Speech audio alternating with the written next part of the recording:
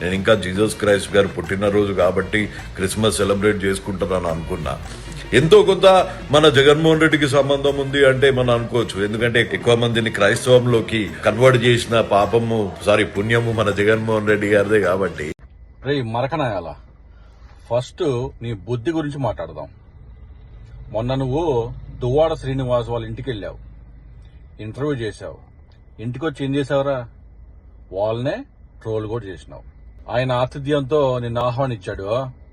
వాళ్ళ ముందే నువ్వు ఆహా ఓహో అన్నావు. మరి ఇంటికి వచ్చి పోటీగాడికి మళ్ళీ వాళ్ళ మీద ట్రోలింగ్. అంటే నీ వ్యూస్ కోసం, షేర్ల కోసం వాళ్ళ ఇంటికి అతిథిగా వెళ్లి మళ్ళా ఇంటికి వచ్చి వాళ్ళనే ట్రోల్ చేయటం నీ స్వభావం, నీ అవకాశవాదం అని చెప్తా ఉందిరా.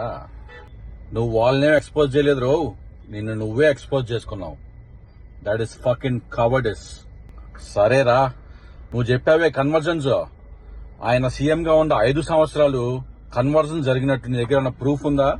ఏదైనా గవర్నమెంట్ ఆర్డర్ ఉందా ఆయన ఇచ్చినట్టు? సరే, ఆయన కన్వర్జన్ చేసేవాడే అయితే ఆయన ఇచ్చిన రైతు భరోసాలు, అమ్మ ఒడ్లు, ఆరోగ్యశ్రీలో వాళ్ళ మతానికే ఇచ్చుకునేవాడు కదరా. రేయ్, ఒక సీఎం, రాష్ట్రానికి సీఎం హిందువే ఉండాలని లేకపోతే క్రిస్టియనే ఉండాలని మీ తాత రాజ్యాంగం రాసినాడా? ఆయన హిందువుల గుళ్ళకి ఆయన ఏం చేశాడో, మీ చంద్రబాబు నాయుడు ఏం చేశాడో, మీ చంద్రబాబు నాయుడు గురించి రమణా దీక్షితులు గారు ఏం చెప్పారో అన్నీ లేదో ఒకరోజు తీరిగ్గా కూర్చొని మాట్లాడుకున్నాం. ఏం ఇబ్బందిలే. చెత్తనాయాల మతం అనేది పర్సనల్ రా. ఒకే కుటుంబంలో కూడా 2 మతాలు ఉంటాయి కదరా.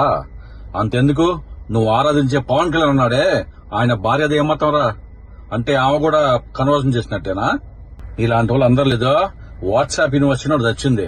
వాట్సాప్ ఫార్వర్డ్లు చూసుకోవటం ఇది నిజమే అని లోకానికి చెప్పే నాయాలు మీరంతా. ఇది చూడు, ఇది కదా కన్వర్షన్ అంటే, వీడు చేసింది కదా కన్వర్షన్ అంటే. కన్వర్షన్ చేసే వాళ్ళందరూ నీ పార్టీలో ఆహ్వానించే కండవాలు కప్పి, శాల్వాలు కప్పి మమ్మల్ని అంటావేంద్ర బేవగూఫ్.